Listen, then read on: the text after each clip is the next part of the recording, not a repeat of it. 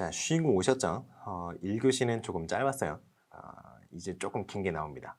자, 3번 보러 가시겠습니다. 3번 문제 한번 보실까요? A 교사가 다에서 언급하는 동기의 특징과 당의 동기를 설명하는 동기론을 근거로 한 구체적 동기 유발 방법을 두 가지 쓰세요. 이렇게 제가 요구를 했습니다. 어, 그냥 하는 소리인데 그런 생각 갑자기 들더라고요. 초등학교 1학년 때는 굉장히 문제가 친절하잖아요. 이렇게 해보세요, 저렇게 해보세요 하다가 이제 중학교, 고등학교 때는 쓰시오, 푸시오 이런 식으로 나온단 말이죠.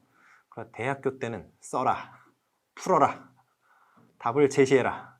그러니까 날이 가면 갈수록 상대방한테 잘해야 되는데 날이 가면 갈수록 버르장머리가 없어진다. 이런 생각을 좀 해봅니다.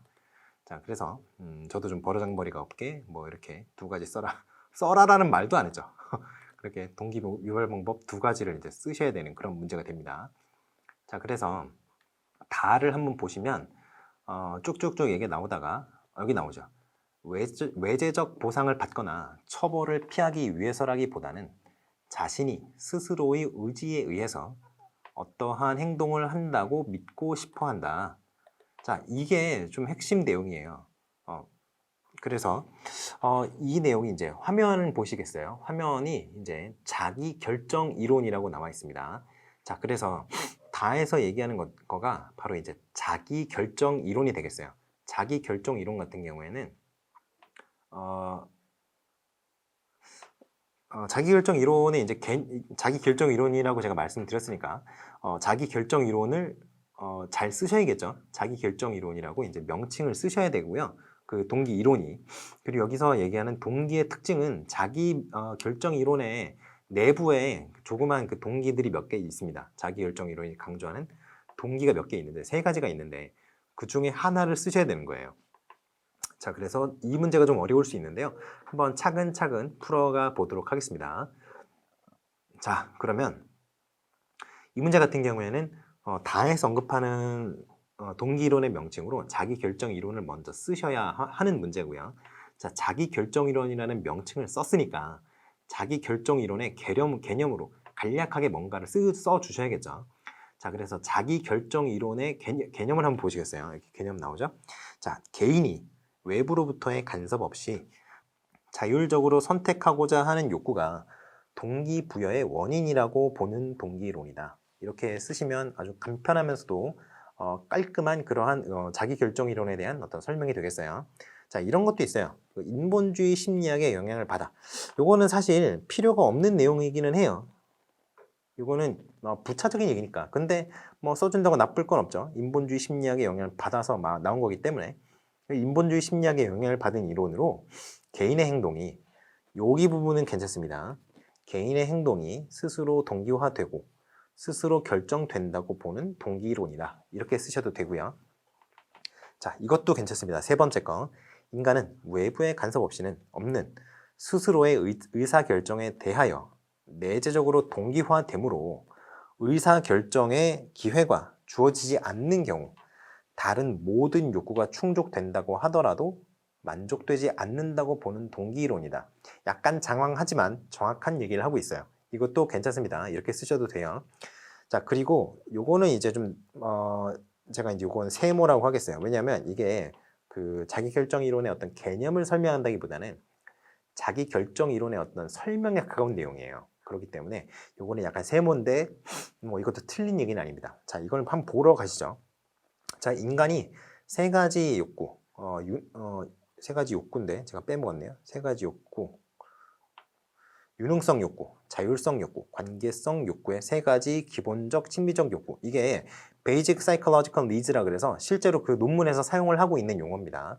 그래서 기본적 심리적 욕구를 갖는다고 보는 이론이다. 이런 식으로 쓰셔도 크게 나쁘진 않아요. 무방합니다. 자, 그래서 요거를 이제 한번 이렇게 자기 결정 이론을 한번 얘기를 했고요. 자, 그래서 여러분 한번 이제 제가 드린 그 자기 결정 이론 프린트를 한번 보시죠. 자, 화면을 보시면 자기 결정 이론이라고 나옵니다. 이게 라이언과 대시, 대시의 N 라이언이라고 하는 사람들도 있는데 원래 논문에는 이제 라이언이 먼저 와요. 그래서 라이언과 대시라고 저도 원 논문에 그 어떤 표기된 거를 그냥 따라서 이렇게 썼습니다. 순서를 썼어요. 그래서 쭉 이제 여러분이 그냥 쭉 읽어보시면 되는데요. 여기 Basic Psychological Needs라고 해서 기본적 심리적 욕구라는 게 나오죠. 그래서 자율성 욕구, 여기 자율성 욕구, 유능성 욕구, 뭐 관계성 욕구 이렇게 세 가지 욕구가 인간의 욕구를 구성하는 세 가지 기본적 심리적 욕구다라고 말씀드리고 있습니다. 자, 자율성 욕구가 뭔가요? 그러면 개인의 스스로의 선택이나 행동을 결정하고자 하는 욕구, 다른 사람의 간섭 없이. 자, 이게 이제 첫 번째 자율성 욕구라는 거고요. 두 번째 유능성 욕구라는 거는 어떤 과업이나 문제 해결 과정에서 본인이 스스로의 유능성을 인지하고 싶어 하는 욕구를 말해요. 여기 뭐 정확하게 얘기 나왔는데, 근데 이게 혼자서는 느끼기 어려워요. 이거는 좀 그런 특징이 있습니다. 왜냐하면 다른 사람이 오 잘한다, 너 최고다, 천재야 이런 식으로 얘기를 해주면 으쓱으쓱하게 된다는 거죠. 나 혼자 어떤 거를 수행을 했을 때는 어떠한 과업을 수행을 했을 때는 이게 잘한 건지 못한 건지 모르잖아요. 그래 이제 전문가가 된다면, 그 영역에서 전문가가 된다면 다른 사람들의 사례를 많이 알고 있으니까 상관이 없는데, 그게 아니라 우리가 처음 접해보는 어떤 영역에서 처음 접해보는 어떤 문제 상황에서 문제를 해결한다 라고 했을 때는 내가 그걸 다른 사람에 비해서 잘했는지 못했는지 알 수가 없으니까, 그렇기 때문에 이거는 타인과의 어떤 상호작용이 전제가 되어야 충족될 수 있다는 어떤 그런 특징이 있습니다. 그렇기 때문에 이 관계성 욕구에 유능성 욕구가 약간 종속되는 그런 느낌이 없지 않아 있어요. 물론 종속되는 건 아닙니다. 하지만 관계성 욕구가 유능성 욕구를 좀 충족시켜주기 위한 어떤 전제 조건 중에 하나다라고 생각을 하시면 되겠어요. 그래서 관계성 욕구 같은 경우에는 타인과의 교제나 관계에서 조화를 이룸으로써 느끼는 안정성에 대한 욕구. 그러니까 쉽게 말해서 다른 사람으로부터 인정받고 다른 사람으로부터 어떤 친밀감, 소속감, 유대감 이런 것들이 공유될 때, 나에게 그러한 상황이 되었을 때 개인이 만족감을 느낀다라고 얘기하는 그런 부분이에요. 그래서 이 세 가지 욕구, 자율성 욕구, 유능성 욕구, 관계성 욕구가 인간의 욕구를 구성하는 세 가지 기본적 심리적 욕구다라고 얘기하는 이론이 바로 그 자기 결정 이론이라고 말씀드릴 수 있을 것 같습니다. 다시 프린트로 가시죠. 자, 프린트로 왔어요. 자, 그래서 이제 여기까지 얘기를 했는데 동기를 설명하라라고 얘기를 했잖아요. 동기. 근데 제가 방금 전에 얘기를 했던 동기가 뭐 있었나요? 세 가지가 있었죠. 인간의 기본적 심리적 욕구, 이게 바로 동기인데 요게 뭐 있다 그랬어요. 자율성 욕구가 있다고 그랬고요. 유능성 욕구가 있다고 그랬고요. 그리고 관계성 욕구가 있다고 했습니다. 그러면 지금 다번에 나온 그 제시문 다에 나온 욕구가 뭔지 한번 분석을 해야 될 거 아니에요. 그래서 제시문 다로 한번 가보시겠어요. 자, 그러면 여기 보세요. 스스로의 의지에 의해 어떠한 행동을 한다고 믿고 싶어 한다. 뭐예요? 자율성 욕구죠. 자율성 욕구예요. 그래서 자율성 욕구에 대한 얘기를 하고 있습니다. 자, 그러면 자율성 욕구에 대한 얘기를 했으니까 자율성 욕구를 설명을 해야겠죠. 이걸 자율성 욕구를 한번 설명을 해봅시다. 자율성 욕구라는 거는 통제 소재나 그 로터의 통제 소재 이론 있잖아요. 그 로터의 통제 소재 이론이라든가 뭐 개인적 임과 유형 이런 것과 이제 유사한 개념이에요. 그래서 유능성은 그 유능감 있잖아요. 자기가 얼마나 유능한지를 느끼는 그런 인지적인 작용. 그게 바로 유능감이라는 건데, 유능감이라는 거는 그 굉장히 자율성 욕구와 높은 연관성을 가지고 있습니다. 유능감은 또 아까 제가도 말씀을 드렸지만 유능성 욕구 같은 경우에는 다른 사람과의 관계 속에서 파악이 된다고 했잖아요. 그렇기 때문에 자율성 욕구래. 그 유능감은 자율성 욕구와도 굉장히 큰 관련이 있지만 관계성 욕구와도 관련이 있다. 물론 이제 그 관계가 좀 다른 차원이기는 해요. 왜냐하면 이 자율성 욕구가 만족되지 않는 상태에서는 유능감 욕구가 일어나지 않는 이유가 뭐냐면요. 자기 스스로 뭔가를 하는 게 아니라 남이 시켜서 하는 거기 때문에 어떤 그 행위에 대한 어떤 동기화가 전혀 되지 않아요. 내가 이 행동을 왜 해야 되는가? 내가 이 행동을 정말 하고 싶다. 그러한 게 생기지 않기 때문에 관계가 있다는 얘기고, 아까 얘기했듯이 유능성이라는 거는 타인과의 비교라든가 이런 그 대조 이런 것들을 통해서 자기가 인지할 수 있기 때문에 그러한 차원에서 관계성과 이제 유능성이 그 연관이 있다라고 얘기하는 거예요. 그래서 그 양자 간의 관계, 자율성과 유능성의 관계야 그리고 유능성과 관계성의 관계는 서로 다른 차원의 관계입니다. 아시겠죠? 자, 그래서 유능감은 높은 연관성을 갖습니다. 그리고 어떤 개인의 유능감이 올라가면, 증가하면 그의 자율성에 대한 지각 수준 또한 증가한다라고 얘기합니다. 왜냐하면 내가 이거 잘해요. 내가 이거 잘하는데 자꾸 옆에서 뭐라고 시켜. 좋아요? 안 좋아요? 싫죠. 여러분이 밥을 되게 잘 먹어요. 밥을 되게 잘 먹는단 말이에요. 그런데 옆에서 자꾸 뭐라 그래. 야, 그럼 김치는 그렇게 먹는 게 아니야. 야, 냉면은 가위로 썰어 먹는 게 아니야. 뭐 그런 막 잔소리를 자꾸 해요. 얼마나 짜증이 나요. 그렇잖아요. 내가 이거 잘하는데, 내가 냉면 먹는 거 기가 막히게 잘하는데 왜 자꾸 나한테 뭐라 그러느냐, 이런 불만이 생긴단 말이죠. 그렇기 때문에 내가 어떤 거를 잘한다고 느낄수록 자율성에 대한 욕구가 점점 더 증가하는 그런 측면이 있습니다.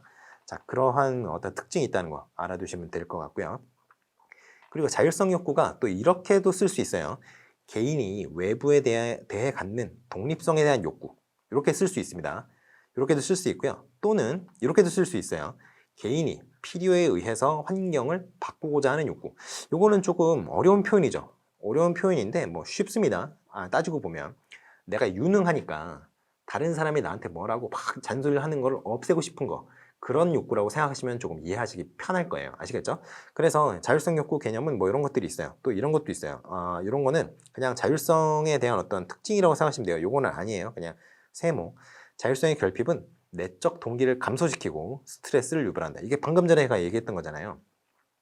내가 이걸 잘해요. 잘하는데 자꾸 옆에서 잠소리를 하고 나를 통제하려고 그래. 그러면 에이씨 안 먹어, 때려치워. 이렇게 될 수 있잖아요. 냉면 이제 다시는 너랑 안 먹어. 이렇게 되는. 그렇기 때문에 그 스트레스를 유발하고 내적 동기를 감소시킨다. 이 사람과 원래 냉면을 먹고 싶었는데 자꾸 옆에서 뭐라고 하니까 냉면을 먹기 싫은 거죠. 그러한 어떤 특징이 있다라고 말씀드릴 수 있을 것 같아요. 그러니까 자율성은 뭐다? 자율성 욕구는 뭐다? 통제 소재, 개인적 인과 요용 등과 유사한 개념이고, 유능감, 그리고 이제 유능감과 높은 연관성을 갖는다. 유능감문이 아니고 유능감과 높은 연관성을 갖는다. 이렇게 설명을 하셔도 되고요. 그리고 개인이 외부에 대해 갖는 독립성에 대한 욕구, 이렇게 쓰셔도 되고, 또는 개인이 필요에 의해서 환경을 바꾸고자 하는 욕구, 이렇게 쓰셔도 된다는 거예요. 자, 이렇게 해서 지금 제시문 다에서 얘기했던 동기, 욕구가 자율성 욕구라는 걸 설명을 했고요. 자율성 욕구에 대한 어떤 개념까지도 설명을 했습니다. 그래서 자기결정 이론을 쓰고 개념 설명한 거 0.5점, 0.5점. 그리고 자율성 욕구에 대한 명칭과 개념이 0.5점, 0.5점에서 2점이에요, 총. 자, 그러면 이제 여러분이 쓰셔야 되는 게 구체적인 동기 유발 방법을 두 가지 쓰셔야 되죠. 구체적인 동기 유발 방법은 사실 앞에 거 부분이 있잖아요. 자율성 욕구와는 관계가 없어요. 관계가 없다기보다는 그거에 구애될 필요가 없다는 거죠. 자, 그래서 여기서는 욕구가 뭐뭐 있다 그랬어요. 제가 세 가지 있다고 말씀드렸죠. 어떤 욕구가 있다고요? 그렇죠. 유능성 욕구가 있다고 그랬고요. 자율성 욕구가 있다고 그랬고요. 그리고 관계성 욕구가 있다고 했습니다. 그래서 각각의 욕구를 만족시켜주면 자기 결정성이라는 게, 자기 결정의 어떤 기회가 상승한다는 거죠. 자기 결정성이 증대한다는 거예요. 그럼 자기 결정성이 증대하면 동기화가 된다는 게 자기 결정 이론의 어떤 골자잖아요. 그래서 각각의 욕구를 만족시켜 줄 수 있는 방안을 갖다가 쓰시면 되는 그런 문제가 되겠어요. 그래서 이제 후반부를 풀어보죠. 3번에 2번을 풀어봅시다. 자, 자기 결정 이론을 근거로 한 구체적인 동기 유발 방법을 한번 얘기를 해보도록 하겠어요. 자, 그럼 맨 처음에 유능성 욕구부터 보도록 하시죠. 유능성 욕구 같은 경우에는 여러 가지가 있습니다. 네가 유능하다라는 피드백을 줘야 돼요. 자, 아까 뭐라 그랬어요? 유능성이라는 거는 타인과의 어떤 커뮤니케이션, 타인과의 비교 대조라든가 이러한 과정을 통해서 인지를 할 수 있는 그리고 이제 만족될 수 있는 그런 욕구라고 했어요. 자, 그럼 유능성 욕구를 자극하는 방안을 한번 봅시다. 자, 첫 번째가 선생님이 이렇게 해주는 거예요. 노력에 대한 피드백, 긍정적 피드백을 해주는 거예요. 이거는 주로 학습 초반에 해주는 겁니다. 학습 초반에. 왜냐하면 학습 초반에는 결과를 낼 수가 없잖아요. 예를 들어서 여러분이 요즘에 코딩 프로그램 그런 거 많이 하죠. 코딩 프로그램 많이 하는데 이제 코딩을 처음 해보는 코린이에요. 코린인데 개념을 잘 따라와요. 막 그러면 지금 당장 프로그램을 만들 수 있는 능력이 없잖아요. 헬로 월드 이런 거나 치고 있을 텐데 프로그램을 어떻게 만들어요? 그렇잖아요. 그러니까 노력에 대한 어떤 긍정적 피드백을 해주는 거죠. 설명을 굉장히 이해를 빨리 하시네요. 열심히 노력하시는 모습이 보기 좋습니다. 이런 식으로 얘기를 해주는 거죠. 학습 초반이니까. 그래서 학습 초기에 환경에서 효과적으로 기능하는 능력에 대한 욕구를 충족시키기 위해서 노력하고 있다는 그러한 피드백을 줄 수 있다는 거예요. 열심히 노력하고 있습니다. 아주 좋습니다. 그렇게만 하시면 대성할 수 있을 거예요. 그런 식으로 피드백을 준다는 거죠. 그런데 이것도 중요합니다. 도전적 과제를 제시하는 거. 도전적 과제를 제시하는 게 이유가 이런 게 있어요. 제가 그전에도 얘기를 해드린 것 중에 학습자의 성공 경험 누적이 굉장히 중요하다고 얘기를 했습니다. 어떤 차원에서요? 학습 동기의 신장 차원에서 굉장히 중요하다고 말씀드렸어요. 그랬죠. 그런데 학습 동기의 학습 동기의 수준을 신장시키기 위해서 도전감 있는 도전적인 과제를 제시하라고 얘기를 말씀드렸는데 그때 얘기했던 그때 얘기했던 어떤 중요한 포인트가 있었습니다. 뭐였어요? 학습 과제의 난이도였어요. 난이도. 이거를 내가 성공할지 실패할지 약간 불확실한 상태, 한 0.5 내가 봤을 때 한 0.5 확률, 0.5의 확률로는 내가 성공할 것 같고 0.5의 확률로 내가 실패할 것 같아. 그러니까 쉽게 말해서 반은 맞고 반은 틀릴 것 같아. 될지 안 될지 잘 모르겠는 걸 하지만 해보고 싶다라는 마음이 들 정도로. 그러니까 적당히 내가 성공은 해야 하고 싶은 마음이 들 거 아니에요. 성공을 못하는데 하고 싶은 마음이 누가 들어요? 안 들잖아요. 무슨 이상한 성격을 가진 사람도 아니고, 그죠? 그렇기 때문에 난이도가 적절하게 유지가 되는 것이 중요합니다. 자, 너무 어렵거나 너무 쉽지 않은 그러한 난이도를 가진 학습 과제 그리고 문제 상황을 제시해 주는 게 굉장히 중요하죠. 그래서 그러한 과제나 문제 상황 같은 경우에는 학습자로 하여금 도전적이고 호기심을 유발하는 활동이 되는 겁니다. 아시겠죠? 그래서 이렇게 도전감을 자극하는 그런 과제를 제시하는 게 좋다. 이런 말씀을 드리는 거예요. 자, 세 번째 있습니다. 아까 여기는 학습 초기였죠. 근데 학습이 천년 만년 지속되는 게 아니죠. 학습이 어느 주제에 대해서 학습은 일정 기간이 지나면 종료가 되게 되어 있어요. 이게 바로 교육 과정이라는 거예요. 커리큘럼이라는 거죠. 커리큘럼이 종료 단계에 접어들었습니다. 그런데 종료 단계에 접어들었음에도 불구하고 열심히 노력을 하고 계시는 모습이 보기 좋습니다. 이게 지금 그 학습 과정을 다 거쳐온 사람한테는 그렇게 좋아 보이지는 않는 그러한 피드백이 될 수밖에 없습니다. 왜냐하면 내가 어떤 과제를 어떤 과제를 수행하는 데 있어서 어떤 과업을 수행하기 위해서 굉장히 열심히 노력을 해왔는데도 불구하고 초기와 지금 단계에서 피드백이 동일하다면 그럼 나 지금 아직도 못하고 있는 거야? 라고 생각이 들 수밖에 없어요. 그렇기 때문에 학습 후기, 커리큘럼 후기에 와서는 노력에 대한 피드백이 아니라 능력에 대한 피드백을 주는 게 조금 더 효과적일 수 있어요. 그래서 학습 후기의 경우에는 학습자의 수행 결과를 학습자의 어떤 향상된 능력으로 인한 결과물이다라고 해서 학습자의 능력에 귀인해 주는 게 좋습니다. 아시겠죠? 그래서 이때는 비판보다는 긍정적인 칭찬이 제공되는 게 좋죠. 당연히 항상 누군가에 대해서 판단할 때는 긍정적인 면을 강조를 해줘야 돼요. 이러이러한 단점이 있지만 이런 게 좋습니다. 이렇게 얘기를 해야지 이러이러한 점은 굉장히 좋은데 이런 점이 쓰레기 같군요. 이런 식으로 얘기를 하면 안 된다는 거예요. 아시겠죠? 다 순서가 중요한 겁니다. 미진한 부분이 약간 보이나 전반적으로 굉장히 훌륭합니다. 이런 식으로 얘기를 해야죠. 아시겠죠? 자, 그래서 비판보다는 칭찬을 제공을 해라 라는 거예요. 물론 이런 식으로 이제 피드백을 하는 거죠. A 학생님, 당신은 이러이러한 부분에서 약간 미진함이 발견되나 그럼에도 불구하고 전반적으로 굉장히 훌륭한 퍼포먼스를 보여줬어. 그렇기 때문에 선생님인 내 입장에서 굉장히 뿌듯해. 이런 식으로 피드백을 주라는 거예요. 아시겠죠? 자, 그래서 이런 것들이 좀 중요하고요. 또 요것도 중요합니다. 요거 중요해요. 학생이 도움을 미리 먼저 요청을 한 경우에는 도와주면 돼요.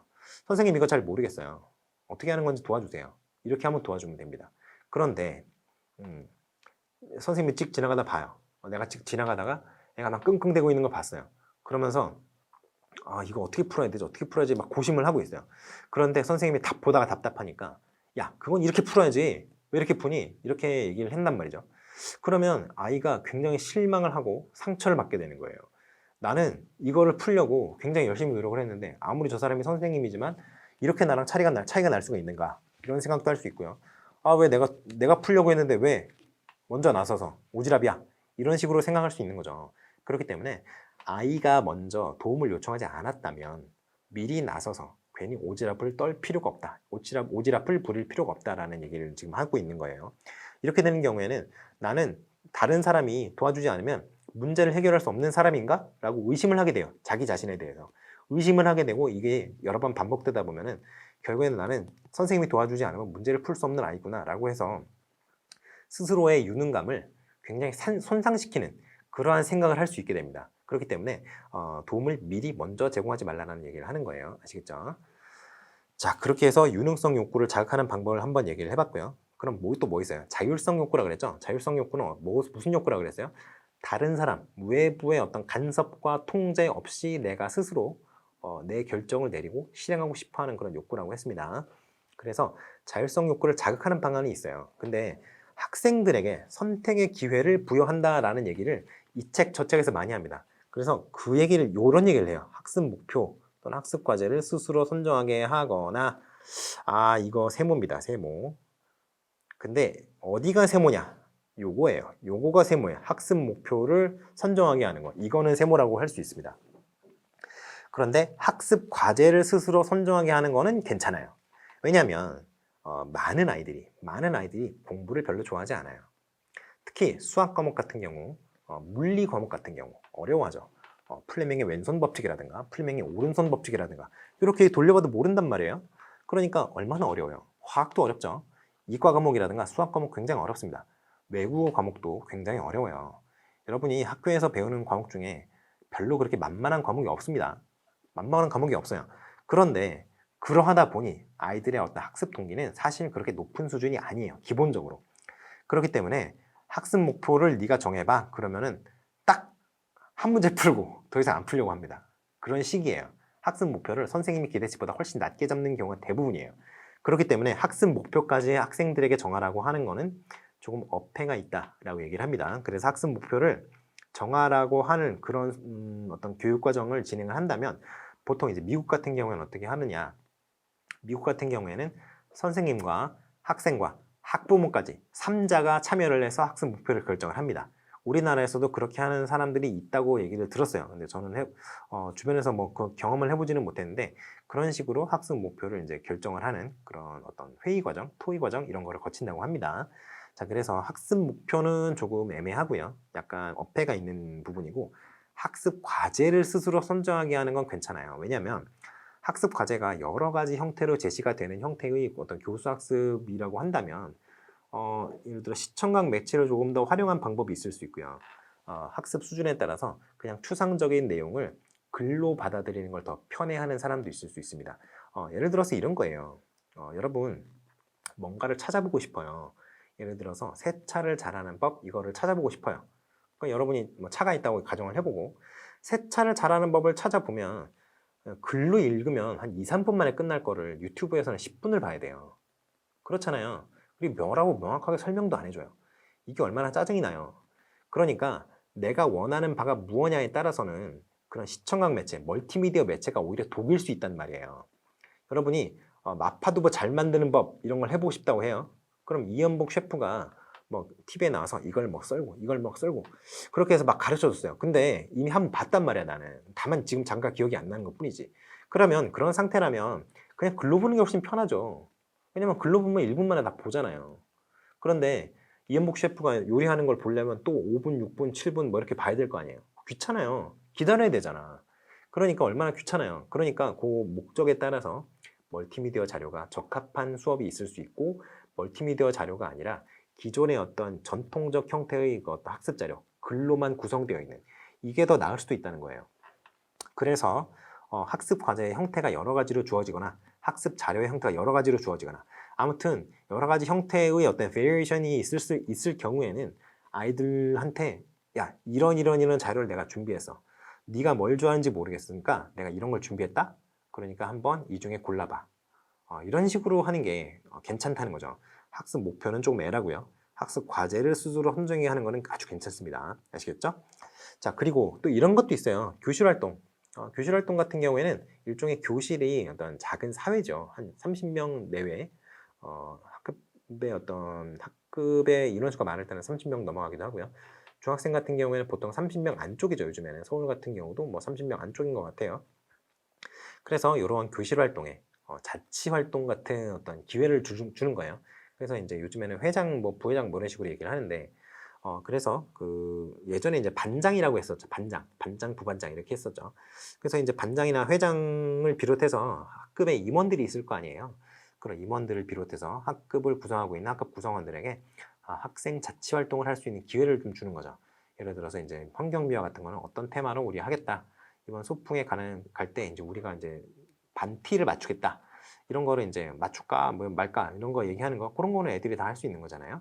그러니까 그런 거를 이제 기회를 부여함으로써 아이들의 어떤 학교 생활에서의 어떤 동기라든가 이런 수준을 좀 끌어올릴 수 있다. 이런 얘기를 할 수 있는 거죠. 자, 그러면 어떤 욕구예요? 관계성 욕구죠. 관계성 욕구. 관계성 욕구를 자극하는 방안. 관계성 욕구라는 거는 뭐라 그랬어요? 자신이 어떤 속해 있는 환경에서 어떤 개인이 있어요. 근데 그 어떤 개인은 속해 있는 환경이 있습니다.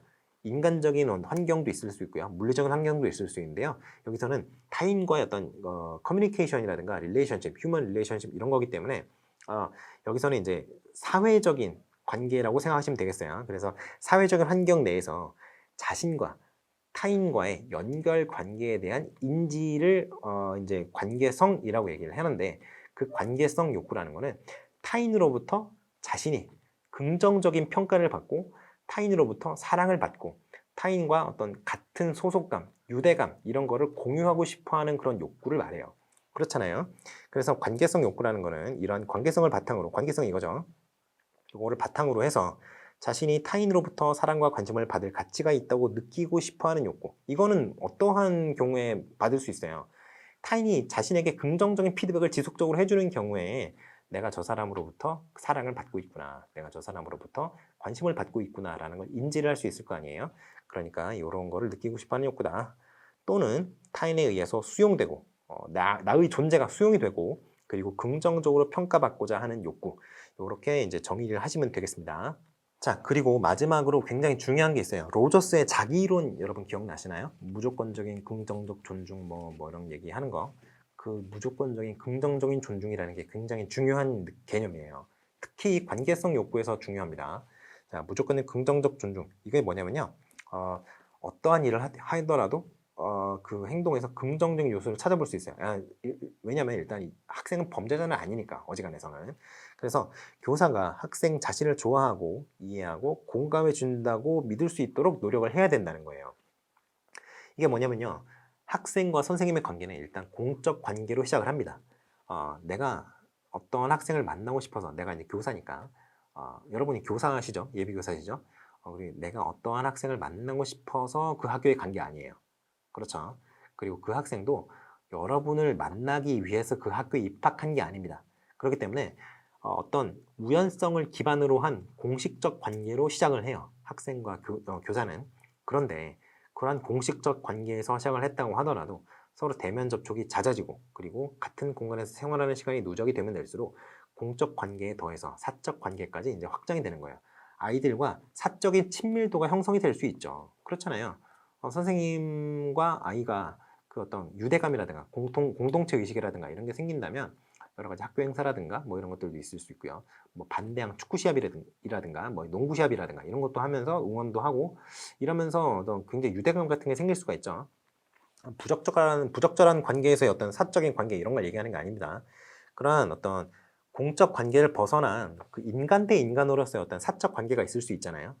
그러니까 그러한 관계가 있을 때 그 이제 긍정적인 존중이 있었다라고 생각을 할 수 있는 거예요. 왜냐하면 어떤 나에 대해서 나를 어떤 인간으로서 존중해주고 긍정해주는 사람이 아니고서야 내가 그 사람과 공적인 관계가 아니라 사적인 관계까지 이제 친밀감을 느낄 수 있을까요? 그렇게 쉽지 않거든요. 그렇기 때문에 이 무조건적인 긍정적인 존중이라는 거는 공동체의 어떤 유지라든가 인간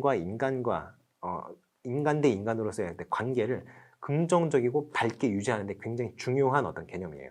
그렇기 때문에 학습자와 학습에 대한 어떤 교사의 진정한 헌신을 전달할 필요가 있다는 거예요. 내가 항상 아이들을 이제 신경을 쓰고 아이들에게 어떤 긍정적인 그 에너지를 주려고 하고 아이들에게 이제 아이들로부터 긍정적인 면모를 발견하려고 노력하고 몸가짐을 바르게 하고 어떻게 얘기를 하다 보니까 이제 뭐 성직관에 가까운 거든 교사관 같은 걸 얘기를 하고 있는데 쉽지 않습니다. 쉽지 않은데 그러려고 노력을 해야 된다는 거예요. 내가 술 먹고 갤갤대는 모습을 아이들한테 맨날 보여준다거나 아니면 아이들이 있는데 막 쌍욕을 막 퍼부어요. 뭐 쌍시옷으로 시작하고 뭐 지읒으로 시작하고 이런 욕을 막 퍼부어요. 이러면 안 되잖아요. 선생님이 애들이 뭘 보고 배우겠어요. 그렇잖아요. 그러니까 그런 어떤 일상생활에서의 어떤 몸가짐이라든가 이런 것들도 바르게 하고 아이들을 존중하고 이런 모습을 보여줌으로써 아이들과 긍정적인 어떤 상호 관련성, 무조건적인 긍정적인 존중 이런 걸 보여줄 필요가 있다는 얘기를 하는 거예요.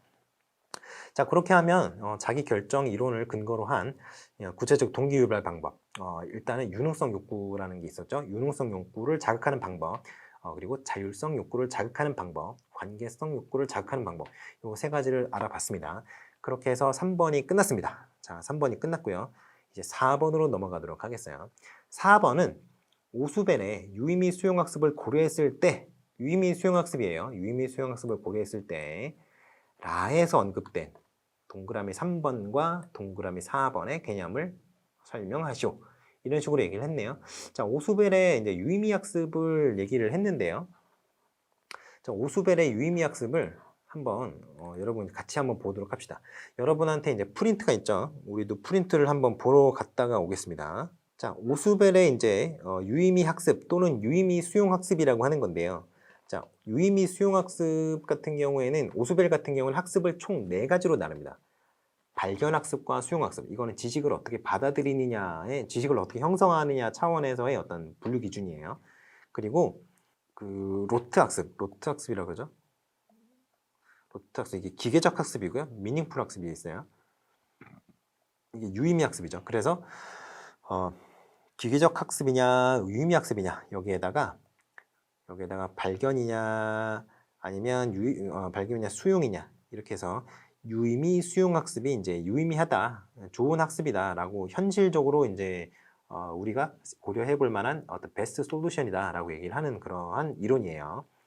그래서 이제 유의미 학습은 발견 학습이 나쁘다고 얘기하는 게 아닙니다. 발견 학습이 나쁘다고 얘기하는 게 아니고요.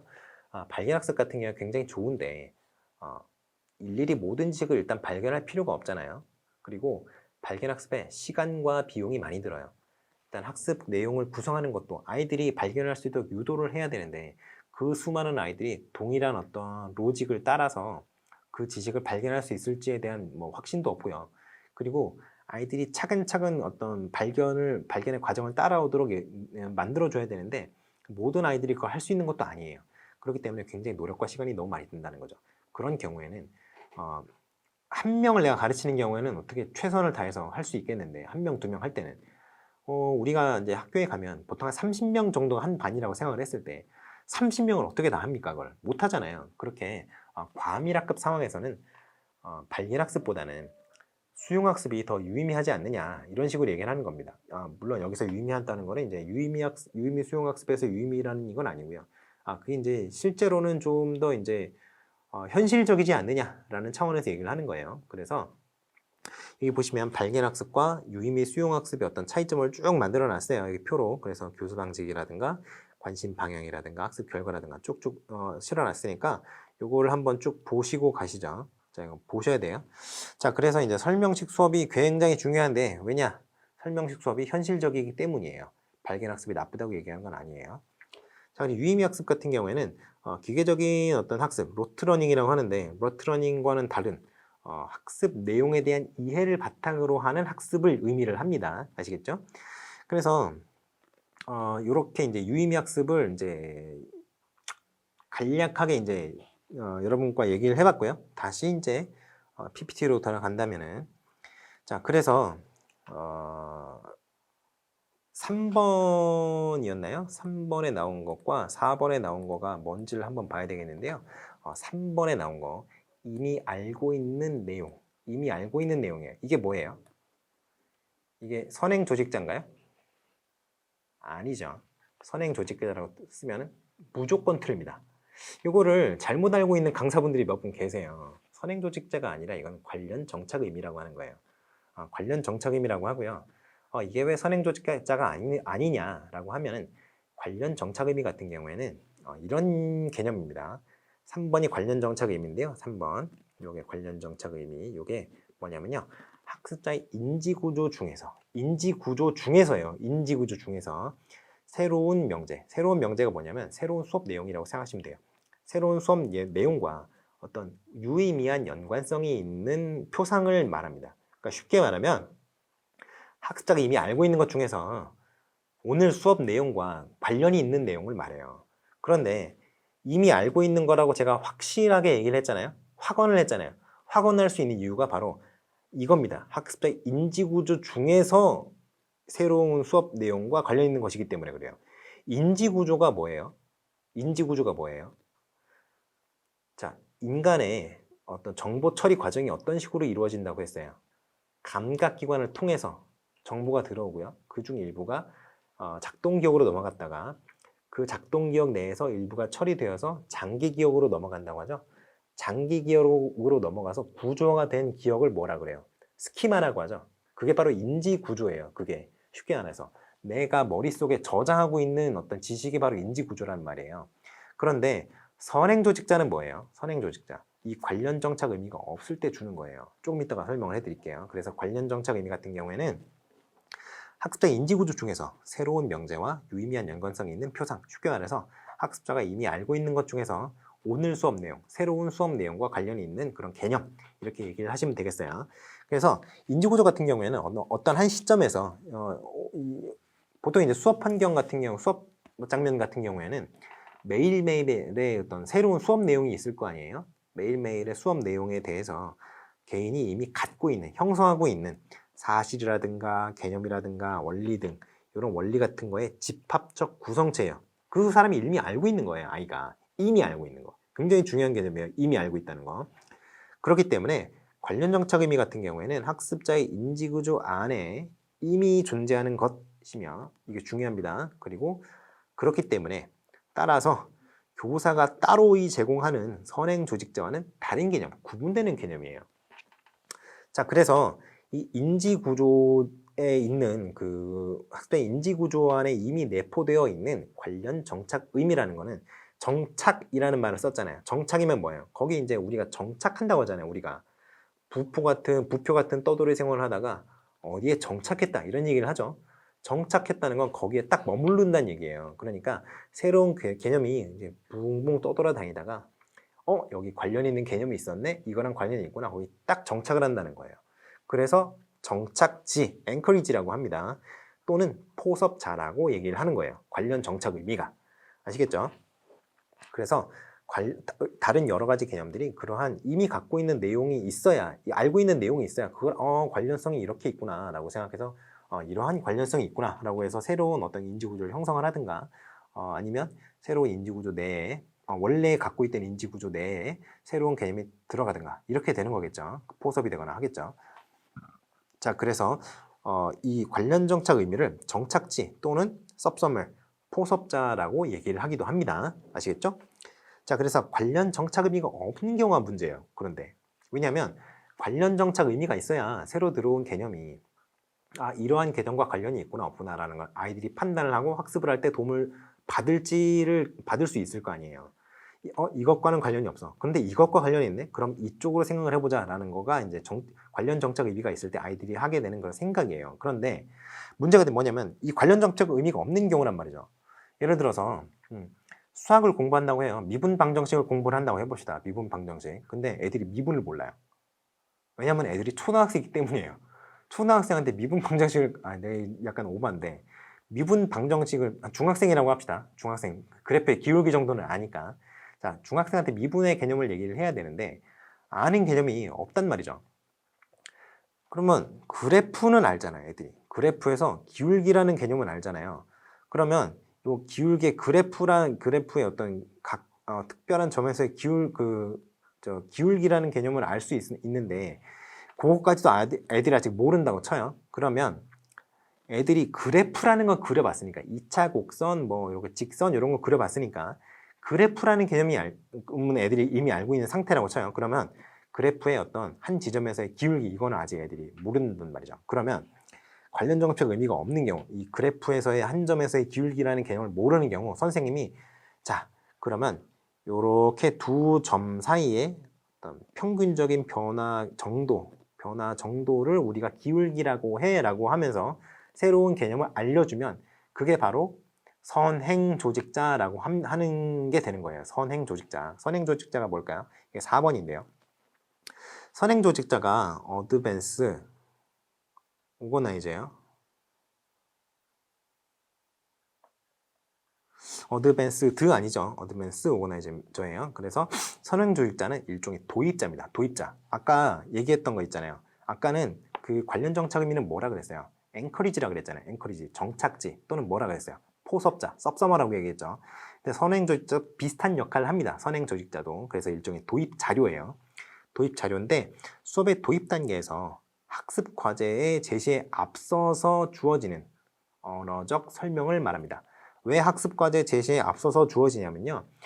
새로이 들어오는 어떤 학습 내용, 그렇죠. 학습의 주제와 이미 관련되어 있는 내용을 알고 있어야 그 내용을 바탕으로 해서 새로운 내용을 해석하기 쉽기 때문이에요. 그렇기 때문에 실제 수업이 진행되기 전에 먼저 선행적으로 주어진다 라고 해서 어드밴스 오거나이저라고 얘기하는 겁니다. 아시겠죠? 그런데 선행조직자 같은 경우에는 아까 제가 얘기를 했었죠. 관련 정착 의미랑 같다 다르다 다릅니다. 서로 구분이 되는 개념이에요. 다만 선생님에 의해서 교사에 의해서 주어짐으로써 관련 정착 의미가 수행하는 역할과 유사한 역할을 하죠. 유사한 역할을 할 뿐이지 두 개는 서로 구분되는 개념이에요. 같은 게 아닙니다. 그래서 선행조직자는 대체로 학습과제보다 추상성과 포괄성이 큰 개론적 수준의 어떤 설명이다 라고 얘기를 하면 되겠습니다. 언어적 설명이에요. 언어적 설명. 보시면 학생들이 수업 내용과 연관된 내용을 별로 알고 있는 것이 없다면 그런 연관성을 만들어줄 필요가 있다고 그랬죠. 이 연관성을 만들어준다는 이 연관성이라는 게 바로 원래는 관련 정착 의미가 해주는 그런 역할인데 없으니까 그 역할을 해줄 뭔가 필요할 거 아닙니까? 그래야 수업의 효과성을 이제 효율성이나 효과성을 좀 더 좀 증대를 시킬 거 아니에요. 그래서 주는 게 선행 조직자예요. 자, 저 선행 조직자는 크게 나눠서 설명 조직자와 비교 조직자로 나뉩니다. 여기는 제가 안 물어봤어요. 그런데 추가적으로 이제 여러분께 이제 자료도 드렸지만 요거는 좀 설명을 하고 넘어가야겠다 싶어서 한번 짚고 넘어가는 거예요. 그래서 사실 아까 얘기했잖아요. 그 선행조직자의 개념 요까지 해서 4번에 대한 설명이 끝났어요. 그런데 조금 더 추가적으로 설명을 하자면 설명 조직자 같은 경우에는 별로 잘 모르는 거야. 친숙하지 않은 거, 애초에. 그러니까 제가 방금 전에 말했죠. 그 미분 개념을 애들한테 가르쳐야 되는데 애들이 그래프까지는 아는데 기울기라는 개념을 모르는 상태라고 해봅시다. 그러면 친숙하지 않은 학습 과제를 제공할 때 개념적 근거를 들어줘야 될 거 아니에요. 두 점이 이렇게 있는데 두 점으로 이런 그래프에서 두 점이 있는데 이 사이를 이렇게 직선으로 이으면 기울기가 돼. 얼마나 기울여 있는 정도잖아. 이게 기울기야.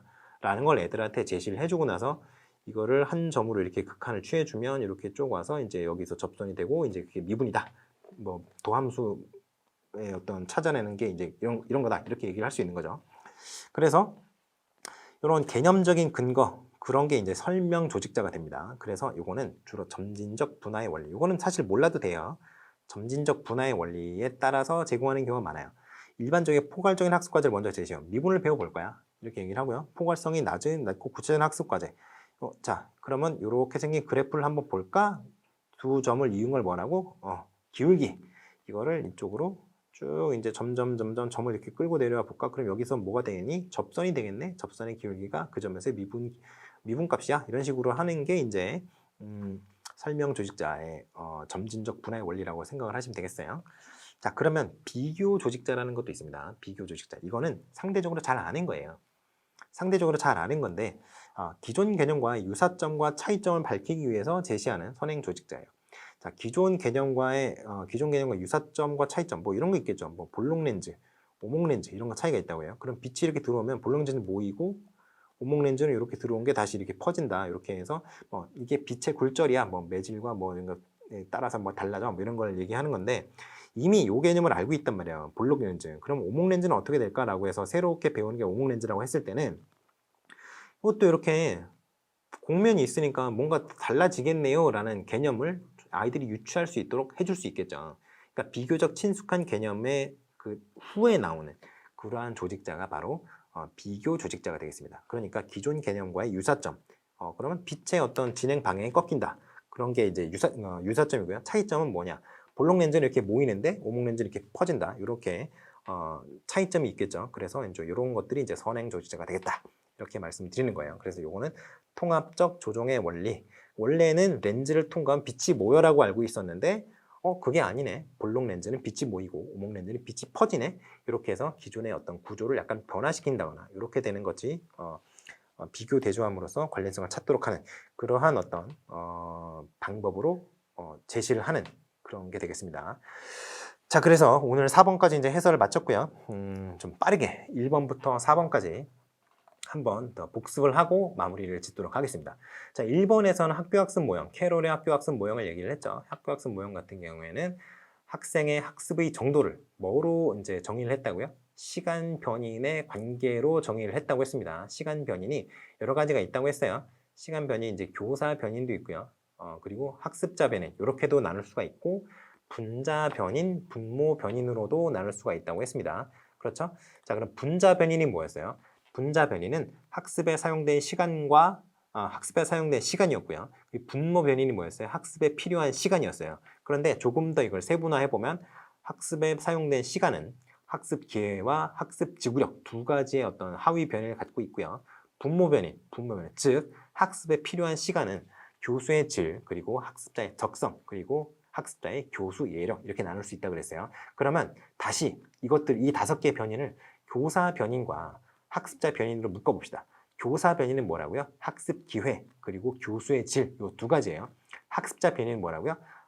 지구력, 학습 지구력이죠. 그리고 적성 그리고 교수 예력 이 세 가지가 학습자 변인이 된다고 했습니다. 그래서 그 세부적인 그 개념 같은 거는 프린트를 그냥 보세요. 그리고 문제를 한번 다시 풀어보시든가 이렇게 하시는 게 좋겠습니다.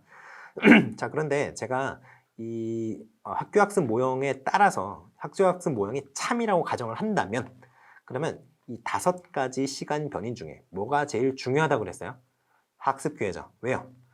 학습자 변인은 쉽게 안 변하기 때문에. 그리고 교사 변인 중에서도 교수의 질 같은 경우는 그 교사별로 여러 가지 이제 그 버릇 같은 게 있어요. 그렇기 때문에 쉽게 빠른 시간 내에 변화할 수 있는 것이 아니다. 그렇기 때문에 빠른 시간 내에 변화시킬 수 있는 것은 교수 시간, 학습자가 학습에 얼마나 노출되도록 만드느냐, 학습 기회를 얼마나 증가시키느냐가 전혀 변화시키기 쉽다고 했습니다. 그렇기 때문에 학습 기회가 가장 중요하다 이렇게 말씀드렸어요. 자, 두 번째 이제 뭐였나요? 네, 그렇네요. 블렌디드 러닝이 나왔어요. 블렌디드 러닝은 뭐라고요? 오프라인과 온라인 수업의 어떤 그 짬뽕이다. 오프라인 수업의 형태와 온라인 수업의 형태가 뒤섞여 있는 형태의 수업이 블렌디드 러닝이다 그랬어요. 그러니까 블렌디드 러닝의 특징, 뭐 장점이라고 해도 되고요. 특징이라고 해도 되는데요. 어떤 게 있다고 했어요? 일단은 오프라인 수업과 온라인 수업이 모두 제공이 되기 때문에 양쪽의 장점을 취합해서 만들 수 있는 그런 좋은 수업이 될 수 있다. 그런 얘기를 했고요. 그리고 일단은 시공간적인 제약에서 상대적으로 자유롭다고 했습니다. 그래서 커뮤니케이션 같은 경우에 그 어떤 교육을 할 때 학습자 간에도 학습자와 교수자 간에도 비동기적인 커뮤니케이션이 가능하도록 이제 시스템이 갖춰져 있기 때문에 그런 어떤 시간적인 측면에서 굉장히 자유롭다고 했습니다. 뭐 공간적인 측면도 그렇죠. 자, 그래서 또 하나 있는 게 뭐였죠? 학습이 비선형적으로 이루어질 수 있는 그런 여건이 된다. 한마디로 학생 스스로 학습을 주도할 수 있는 자기주도 학습이 가능해지는 그러한 좋은 수업 형태다. 이런 식으로 말씀드렸어요.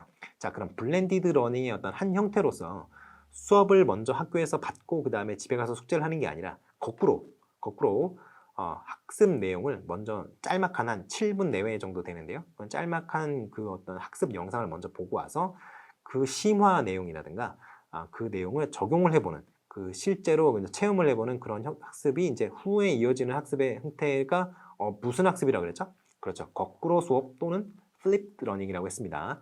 자, 그래서 플립 러닝은 블렌디드 러닝의 일종이다. 자, 그런 식으로 생각을 하시면 되겠고요. 그리고 자기결정 이론 얘기했어요. 라이언과 대시의 자기결정 이론. 자기결정 이론은 뭐라고요? 인간의 기본적 심리적 욕구가 세 가지가 있어요. 자율성 욕구, 유능성 욕구, 관계성 욕구가 있는데 이 세 가지의 욕구가 모두 충족되는 경우에 자율성 욕구를 만족시킬 수 있고, 자율성 욕구가 만족되지 않는다면 다른 욕구가 만족된다고 하더라도 진정한 의미에서의 만족 상태에는 도달할 수 없다라고 주장하는 그러한 이론이라고 했습니다. 그래서 외부로부터의 어떤 그 간섭 없이 내가 스스로 선택하고 스스로 이제 선택하고자 하는 욕구가 동기부여의 한 원인이다라고 얘기하는 그런 이론이라고 했습니다. 그래서 자기 결정 이론을 이제 근거로 해서 이제 동기 유발 방법 여러 가지를 얘기했는데 각각 이제 유능성 욕구를 자극하는 방법이 있고요, 자율성 욕구를 자극하는 방법이 있고요, 그리고 관계성 욕구를 자극하는 방법이 있다 그랬어요. 유능성 욕구를 자극하는 방법 같은 경우는 이제 학습 초기 같은 경우에는 노력을 열심히 하고 있구나, 넌 잘하고 있어, 열심히 하자, 힘내, 우리는 갈 수 있어, 할 수 있어, 뭐 이렇게 긍정적인 노력에 대한 긍정적인 피드백이 좋다고 했고요. 그리고 학습 후기에는 어떻게 한다고요? 학습자의 능력이 향상이 되었다는 그런 피드백을 줘야 된다고 했습니다. 그리고 또 도전적인 과제를 제시하는 게 좋다고 그랬죠. 도전적인 과제라고 하면은 난이도 조절이 굉장히 중요하다, 이런 얘기를 말씀드렸고요. 그리고 자율성 욕구 같은 경우는 학습자의 선택권을 좀 보장하는 그러한 방안이 좋겠다, 이런 말씀드렸고요. 관계성 욕구 같은 경우는 뭐가 중요하다? 무조건적인 긍정적인 존중, 이게 중요하다고 말씀드렸어요. 자, 그리고 4번이 뭐였죠? 4번이 오스벨의 유의미 학습을 고려했을 때 오스벨의 유의미 학습을 고려했을 때 3번과 4번의 개념 있죠? 3번이 뭐였어요? 관련 정착 의미라고 했습니다. 관련 정착 의미는 학습자가 이미 인지구조 내에 갖고 있는 개념 중에 새로이 접한 오늘의 수업 내용에 관련성이 있는 그러한 어떤 개념, 그것이 이제 관련 정착 의미라고 했고요. 선행 조직자 같은 경우는 관련 정착 의미가 없을 때 교사가 추가적으로 제시함으로써 관련 정착 의미의 기능을 수행하도록 하는 언어적 설명이라고 했습니다. 그렇기 때문에 양자는 다르다, 여기까지 말씀을 드렸습니다. 그래서 선행 조직자 같은 경우는 설명 조직자가 있고요, 비교 조직자가 있다, 이렇게 말씀드렸어요. 비교 조직자는 뭐라고 그랬어요? 설명 조직자는 뭐라고 그랬어요? 비교적 친숙하지 않은 개념을 제시할 때 사용하는 선행 조직자라고 했고요. 그리고 비교 조직자 같은 경우에는 이미 좀 친숙한 개념에 대해서 추가적인 학습을 진행을 할 때 제시하는 그러한 선행 조직자라고 했습니다. 자, 그렇게 해서 오늘 여기까지 수업이었고요. 그리고 다음에 10회 세설로 돌아오도록 하겠습니다. 감사합니다.